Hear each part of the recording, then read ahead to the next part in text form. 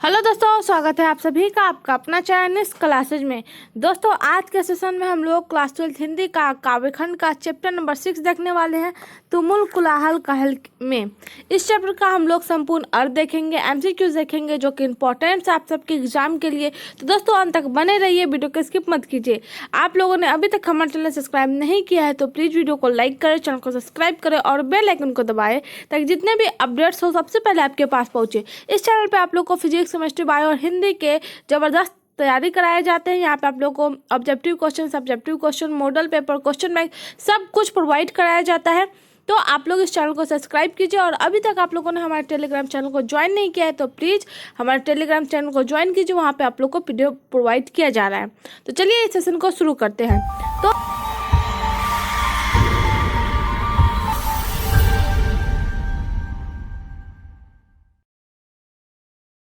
तुमुल कोलाहल कहल में इस चैप्टर का जो कवि है वह है जयशंकर प्रसाद। तो सबसे पहले इनका परिचय देखते हैं। तो कवि का नाम जो है वो जयशंकर प्रसाद है। इनका जन्म जो हुआ था 1889 इनका जो जन्म हुआ था 1889 ईस्वी में हुआ था और मृत्यु जो हुआ था 1936 ईस्वी में। इनका जो जन्म स्थान है वो उत्तर प्रदेश के वाराणसी गांव में था। तो इनका जो जन्म हुआ था 1889 ईस्वी में, मृत्यु 1936 ईस्वी में। इनके माता का नाम था मुन्नी देवी, श्रीमती मुन्नी देवी। पिता जो थे वह देवी प्रसाद साहू। तो इनके माता पिता का नाम जो था वह मुन्नी देवी और पिता का जो नाम था देवी प्रसाद साहू। इनके जो पितामह थे वह शिव रत्न साहू थे, पत्नी कमला देवी। और इनकी जो शिक्षा हुई थी वो 8वीं पास थे। हिंदी, संस्कृत और उर्दू, फारसी में इनकी जो है वह घर में ही शिक्षा प्राप्त हुई है। तो ये थे लेखक के परिचय। आगे देखते हैं उनकी रचनाएं। तो इन्होंने बहुत सारे लिखे, कहानी लिखे, नाटक लिखे, कविताएं लिखी जो कि आप सबके बुक में दिए गए हैं। तो इनकी जो कुछ कहानियाँ जो दिए गए हैं वो ये है छाया। छाया जो है वो 1912 में पब्लिश किया गया था। प्रतिध्वनि ये जो है 1931 में। इंद्रजाल ये जो है वह 1936 ईस्वी में। इनके जो कुछ उपन्यास है वह है कंकाल, तितली और इरावती। कंकाल जो है वह 1929 ईस्वी में, तितली जो है 1934 ईस्वी में और इरावती जो है 1940 ईस्वी में। तो ये जो कहानी और उपन्यास है इनके पब्लिश भी जो है वह मतलब पहले से ही बताया गया है। नाटक देख लेते हैं, कुछ इन्होंने नाटक भी लिखे हैं। नाटक का नाम जो है वह कल्याणी परिणय जो कि 1912 में, प्रायश्चित 1914 में, राजश्री 1915 में, विशाख ये जो है 1929 में, कामना 1927 में, जन्म जय का नागयज्ञ ये जो है 1926 में और स्कंद गुप्त जो है वह 1926 में, एक घूट 1928 में, चंद्रगुप्त 1931 में और ध्रुव स्वामिनी ये जो है 1933 में। इनके जो कुछ नाटक है जो किताब में दिए गए हैं वो ये सब है। इससे भी क्वेश्चन पूछे जाते हैं। तो ये सब जो है इनके डेट के साथ दिया गया कि कब पब्लिश किया गया था। तो कुछ नाटक ये है। अब इनकी जो कविता है वो 3 कविताएं दिए गए हैं, झरना, आंसू और लहर। झरना जो है वो 1918 ईस्वी में, आंसू जो है 1925 ईस्वी में और लहर जो है 1933 ईस्वी में पब्लिश किया गया था। तो इनकी कुछ कविताएं जो थी जो बुक में दिए गए हैं वो सब भी आप लोग को बता दिया है। तो चलिए इस चैप्टर का हम लोग एक्सप्लेनेशन देखते हैं। तो शुरू करते हैं एक्सप्लेनेशन। तुमुल कोलाहल कहल में मैं हृदय की बात रे मन। तो इसका हम लोग सबसे पहले भावार्थ देखेंगे। इसके बाद इस चैप्टर से जितने भी एमसीक्यूज बनेंगे वो हम लोग देखेंगे। तो इस कविता में बोला गया है कि तुमुल कोलाहल कहल में मैं हृदय की बात रे मन। तो ये जो पंक्ति है वह पाठ्य पुस्तक दिगंत भाग से लिए गए हैं जो कि कविता का नाम है तुमुल कोलाहल कहल के। इनके जो कवि है वह है जयशंकर प्रसाद और ये जो महाकाव्य है वह कमायनी के अंश है, ये कमायनी से लिया गया है।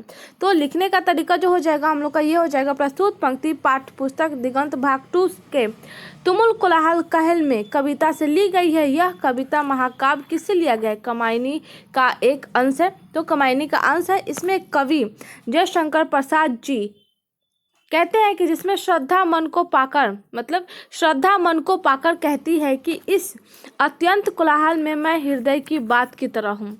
श्रद्धा मन को पाकर कहती है कि अत्यंत कोलाहल में, मतलब अत्यंत कोलाहल मतलब अत्यधिक, मतलब हल्ला गुल्ला शोर में भी मैं हृदय की बात की तरह हूँ, हृदय की बात की तरह हूँ। तो ये जो है तुमुल कोलाहल कहल में मैं हृदय की बात रे मन, मतलब बहुत सारे शोरगुल हो रहे हैं लेकिन इसमें भी मैं हृदय की बात की तरह हूँ। नेक्स्ट पंक्ति देखते हैं। नेक्स्ट पंक्ति है, विकल होकर नित चंचल, खोजती जब नींद के पल, जितना थक सी रही तब, मैं मलय की बात रे मन। तो इस पंक्ति में जो है वह कहा जा रहा है कि जब हमारा मन चंचल होता है, विकल होकर नित्य चंचल, मतलब मन जो है वह चंचल हो रहा है, तब हमेशा अशांत और चिंतित रहता है। खोजती जब नींद के पल, मतलब ये अशांति और चिंतित होने के बाद वो जो है वो मतलब सोचता है, मतलब खोजता है नींद के पल को, तो कुछ ना कुछ सोचता रहता है। जब हमारा मन चंचल होता है, हमेशा अशांत और चिंतित रहता है, तो कुछ ना कुछ सोचता रहता है।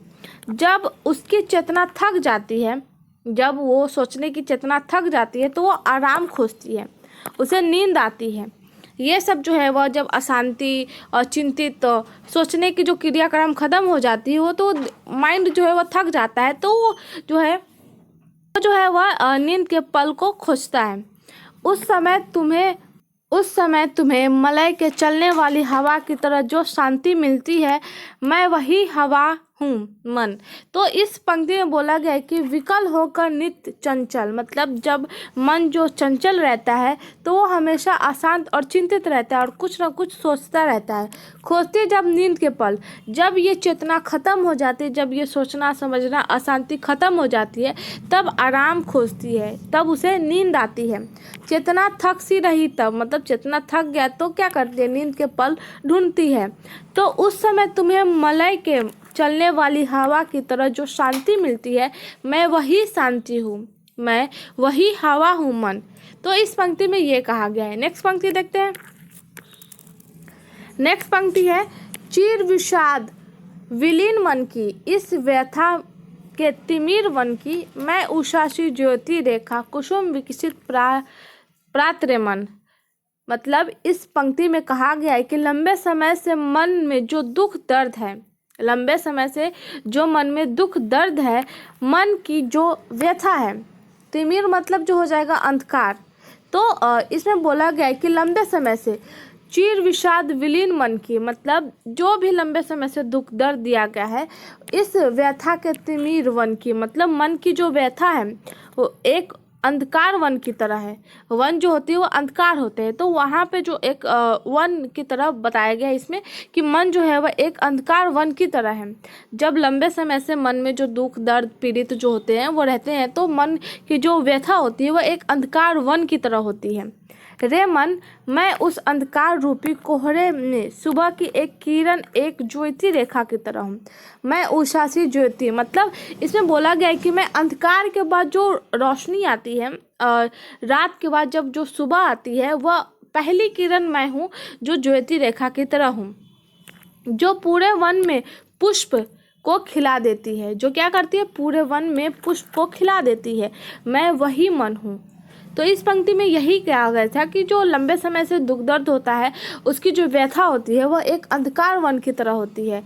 रे मन, में उस अंधकार के बाद जो रोशनी आती है, उस अंधकार के बाद जो एक किरण आती है, सुबह की जो किरण आती है, मैं वही ज्योति रेखा हूँ। पूरे वन में जो पुष्प खिलते हैं, जो पूरे वन में पुष्प खिलते हैं, मैं वही पुष्प की कली हूँ रे मन। ये कहा गया इस पंक्ति में। नेक्स्ट पंक्ति देखते हैं। जहाँ मरु ज्वाला धधकती, चातकी कनको तरसती, उन्हीं जीवन घाटियों की मैं सरस बरसात रे मन। मतलब इस पंक्ति में कहा गया है कि जहाँ मरु ज्वाला धधकती, मतलब जो मरुभूमि जो ज्वाला की तरह धधकती है, जहाँ पे पानी नहीं रहती है, तो वो मरुस्थल हो गए। तो मरुभूमि जो है वह ज्वाला की तरह धधक रही है, मतलब ज्वाला की तरह बहुत ही गर्म है, धधक रहा है। तो जहाँ चातकी पानी की एक बूंद के लिए तरस रही है, चातकी कण को तरसती, मतलब चातकी जो है वह एक पानी के बूंद के लिए तरसती है। उन्हीं जीवन घाटियों की, मतलब उस मरुभूमि में उन घाटियों को जीवन देने वाली मैं सरस बरसात हूँ, मैं सरस बरसात हूँ रे मन। तो इस पंक्ति में कहा गया कि जहाँ मरु ज्वाला धधकती, चातकी कण को तरसती, उन्हीं जीवन धातियों की मैं सरस बरसात रे मन। मतलब जो मरुभूमि है, जो मरु स्थल है, जहाँ पे ज्वाला क्या है, धधकती रहती है, जहाँ पे चातकी जो है वह पानी की एक बूंद के लिए तरसती है, मैं उसी मरुभूमि के उन घाटियों को जीवन देने वाली मैं एक सरस बरसात हूँ रे मन। इस पंक्ति में ये कहा गया है। नेक्स्ट पंक्ति देखते हैं। अगला पंक्ति है पावन की प्राचीर में रुख, पावन की प्राचीर में रुख, जला जीवन जा रहा झुक, इस रस्ते विश्व वन की मैं कुसुम ऋतु रात्र मन। मतलब इस पंक्ति में बोला गया है कि पवन जब ऊंची चार दीवारी के बंद होकर रुक जाती है, मतलब पवन की प्राचीर, इस पंक्ति में बोला गया है कि पवन की प्राचीर में रुक, मतलब पवन जब ऊंची चार दीवारी के में बंद होकर रुक जाती है, मतलब पवन की प्राचीर मतलब चार दीवारी में बंद होकर रुक जाती है। जला जीवन जहरा झुक, मतलब जलकर झुलस कर जब मनुष्य जीवन अपने परिस्थितियों के आगे झुक जाता है, इस झुलसते विश्व वन की, रे मन मैं इस झुलसते विश्व वन की इस निराशा रूपी वन में एक वसंत ऋतु की रात की तरह हूँ। क्या हूँ? एक वसंत ऋतु की रात की तरह हूँ, जिसमें उम्मीद में फूल खिलते हैं, जिसमें उम्मीद में क्या होता है? फूल खिलते हैं। तो पवन की प्राचीर में रुक, मतलब पवन की जो चार दीवारी होती है उसमें बंद होकर जला जीवन जा रहा झुक, मतलब जीवन जो है वह जलकर झुलस गया, जिसमें मनुष्य जो है अपनी परिस्थितियों के आगे झुक गया। इस झुलसते विश्व की, मतलब वो झुलसते, रे मन में उस झुलसते विश्व में निराशा रूपी वन में एक वसंत की रात की तरह हूँ। क्या हूँ? एक वसंत की रात की तरह हूँ मैं, कुसुम ऋतु रात्र मन, जिसमें कुसुम मतलब फूल, ऋतु मतलब जिसमें उम्मीद के फूल खिलते हैं, मैं कुसुम रात के मेरे मन। तो इसमें बोला गया है कि मैं उस उम्मीद के फूल खिलाते हैं वो मन हूँ। तो इस पंक्ति में यही कहा गया था। नेक्स्ट पंक्ति देखते हैं।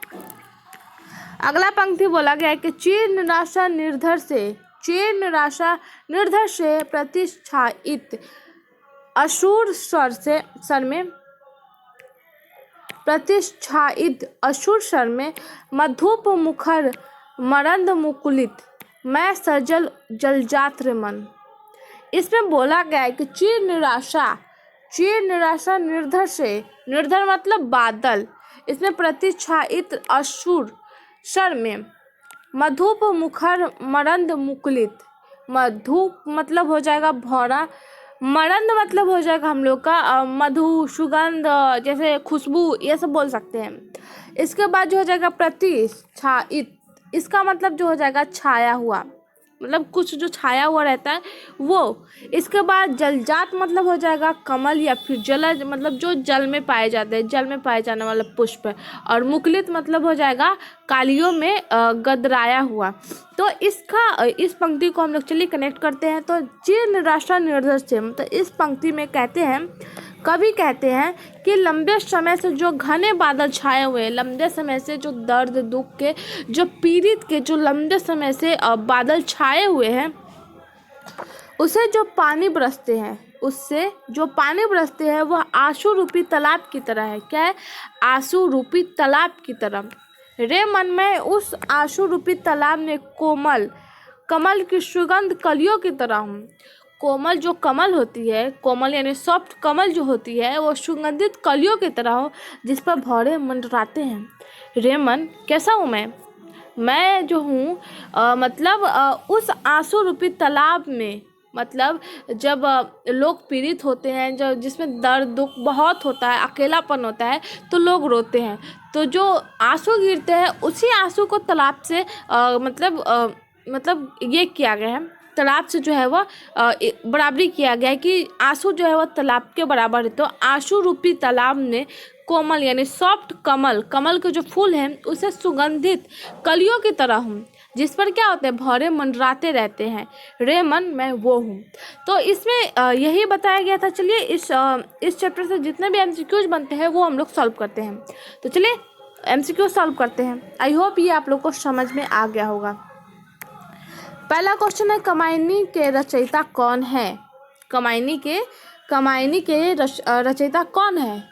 तो अभी तक आप लोगों ने इसका आंसर पता हो गया होगा। तो चलिए कमेंट करते जाइए और इस सेशन को हम लोग आगे बढ़ाते हैं।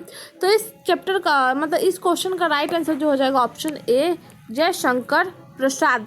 कमायनी के रचयिता जो है वह जयशंकर प्रसाद है। ऑप्शन ए राइट हो जाएगा। क्वेश्चन नंबर 2 है, जयशंकर प्रसाद ने किस भाषा में काव्य रचना की?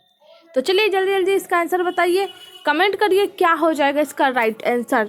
तो जयशंकर प्रसाद ने ऑप्शन बी खड़ी बोली, बड़ी बोली जो है वह भाषा में अपना काव्य रचना की है, तो ऑप्शन बी राइट हो जाएगा। नेक्स्ट क्वेश्चन देखते हैं। क्वेश्चन नंबर 3 है, मूल कोलाहल कहल में तुमुल है, सॉरी तुमुल है, तुमुल कोलाहल कहल में प्रसाद जी ने किस रचना से ली गई है, मतलब ये जो है वह प्रसाद जी की किस रचना से ली गई है, तो वो कमायनी, क्या है, कमायनी से। हमने पहले ही भवार्थ शुरू करने से पहले ही मैंने बताया था कि प्रस्तुत पंक्ति ये दिगंत भाग 2 से लिया गया है, जिसमें तुमुल कोलाहल कहल में इस कविता से ली गई है। ये जो पंक्ति है ये किससे लिया गया है, कमायनी से लिया गया है, कमायनी के अंश है ये। तो ये जो है वो शुरू में ही बताया गया है, तो आप लोग को कोई दिक्कत नहीं होगा। तो चलिए इस सेशन को आगे बढ़ाते हैं। इस क्वेश्चन का राइट आंसर सी हो जाएगा। क्वेश्चन नंबर 4 है, कौन सी रचना जयशंकर प्रसाद की है, तो आप लोगों को ये भी बताया गया है कवि के परिचय में। तो चलिए इसमें से बताइए, पद्मावत नहीं है, जानकी मंगल ये भी नहीं है, हाँ कंकाल जो है ये इनका राइट आंसर है, और ये भी नहीं है, शिवराज भूषण ये भूषण द्वारा लिखा गया है, पद्मावत ये भी नहीं है, जानकी मंगल ये भी नहीं है, तो हम लोग का राइट आंसर जो हो जाएगा ऑप्शन सी।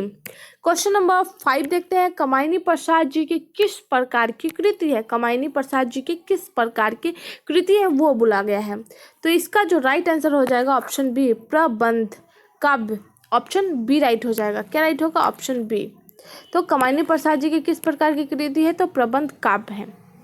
नेक्स्ट क्वेश्चन देखते हैं। क्वेश्चन नंबर 6 है, जयशंकर प्रसाद हिंदी साहित्य के किस काल के कवि है, रीति काल के जो है वो भूषण जी है, आदि काल के, क्या ये राइट है, आधुनिक काल के ये राइट है, भक्ति काल के ये राइट है, नहीं। तो चलिए इसका आंसर बताइए आप लोग। तो इस क्वेश्चन का राइट आंसर जो हो जाएगा हम लोग को ऑप्शन सी, आधुनिक काल के। रीति काल के भूषण जी है, आदि काल, भक्ति काल के जो है वो सूरदास है। तो इनमें से जो आधुनिक काल के बचा तो वो हो जाएगा हम लोग का ऑप्शन सी राइट। तो चलिए नेक्स्ट क्वेश्चन देखते हैं।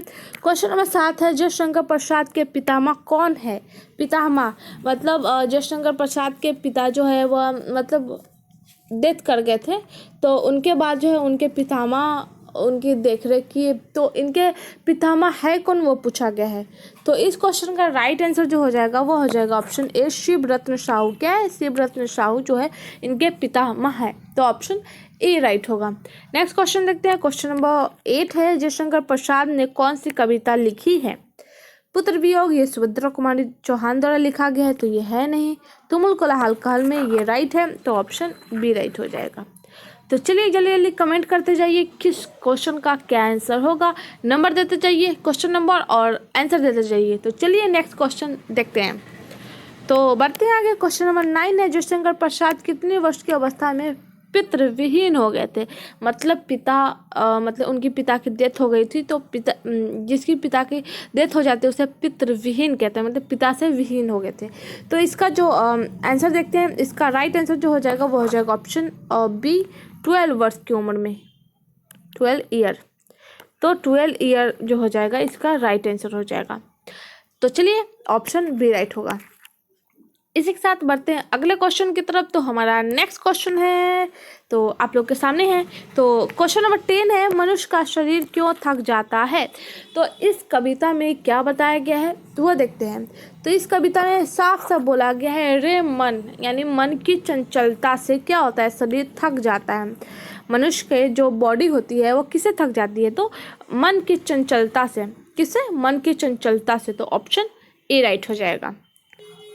क्वेश्चन नंबर 11 है, मैं उषा की ज्योति, मतलब उषा की ज्योति मतलब अंधेरा के बाद जो पहली किरण आती है वो। तो मैं उषा की ज्योति में कौन सा अलंकार है ये पूछा गया है। तो इस क्वेश्चन का राइट आंसर जो हो जाएगा अनुप्रास अंकाल। कौन सा अलंकार, अनुप्रास अंकाल। तो ऑप्शन बी राइट हो जाएगा। बढ़ते हैं इसी के आगे नेक्स्ट क्वेश्चन की तरफ। क्वेश्चन नंबर 12 है, चातक किसके लिए तरसती है। चातक ये बोला गया है कि किसके लिए तरसती है। तो इसका राइट आंसर ऑप्शन सी होगा। इसे शॉर्ट में बोले तो ये एक बूंद पानी के लिए तरसती है, पहली बूंद के लिए तरसती है। क्या है, पहली बूंद के लिए तरसती है। स्वाति नक्षत्र की पहली यानी बारिश की पहली बूंद के लिए तरसती है। चातक किसके लिए तरसती है, तो बारिश की पहली बूंद के लिए तरसती है। तो ऑप्शन क्या राइट हो जाएगा, ऑप्शन सी राइट हो जाएगा। जल्दी जल्दी कमेंट कीजिए। तो चलिए आगे बढ़ते हैं, नेक्स्ट क्वेश्चन देखते हैं। क्वेश्चन नंबर 13 है, जयशंकर प्रसाद की कौन सी कृति अपूर्ण है, यानी पूरा नहीं है। कौन सी कृति है जो पूरा नहीं हुआ है? तो इसका जो राइट आंसर जो है वह ऑप्शन क्या हो जाएगा? Option C, Iravati. इरावती जो है वो पूरा नहीं हुआ है। और इरावती जो है वो 1940 में पब्लिश किया गया था, लेकिन ये अपूर्ण है, मतलब पूरा नहीं हुआ है, पूरी तरह से पब्लिश नहीं हुआ, ये आधा में ही पब्लिश हो गया है। तो ऑप्शन सी राइट हो जाएगा। क्वेश्चन नंबर 14 देखते हैं, जयशंकर प्रसाद किस वाद के कवि हैं? किस वाद के कवि पूछा गया है? तो दायावाद के कवि। ऑप्शन ए राइट हो जाएगा। क्वेश्चन नंबर 15 की तरफ चलते हैं। क्वेश्चन नंबर 15 है, कंकाल क्या है? कंकाल क्या है? तो इसका जो राइट आंसर हो जाएगा ऑप्शन सी, कंकाल जो है वह उपन्यास है। किनके द्वारा? कंकाल एक उपन्यास है। ये जो है वह जयशंकर प्रसाद जी द्वारा लिखा गया है। तो चलिए दोस्तों, आज का सेशन यहीं तक है। आई होप ये सेशन आप सबको पसंद आया। वीडियो पसंद आया तो वीडियो को लाइक करिए, और हमारे चैनल पर नए हैं तो वीडियो को लाइक करिए, चैनल को सब्सक्राइब करिए और बेल आइकन को दबाइए, ताकि जितने भी अपडेट्स हो सबसे पहले आपके पास पहुंचे। और अगर आप लोगों ने इससे पहले का सेशन नहीं देखा है तो डिस्क्रिप्शन में उन सभी का लिंक दिया गया है, आप वहाँ से देख सकते हैं। और हमारे चैनल के होम पेज पर जाइए, वहाँ पर प्लेलिस्ट दिया गया है, वहाँ से भी देख सकते हैं। और इस वीडियो को जैसे ज़्यादा अपने दोस्तों में शेयर करिए, और टेंशन बिल्कुल नहीं लेना है एग्जाम का, यहाँ पर पूरा प्रिपरेशन कराया जा रहा है। टेलीग्राम को ज्वाइन कीजिए, वहाँ पे आप लोग को पीडीएफ प्रोवाइड किया जा रहा है। और जल्दी से इस चैनल को लाइक करिए और कमेंट में बताइए सेशन आप सबको कैसा लगा। तो आज के लिए बस इतना ही, धन्यवाद।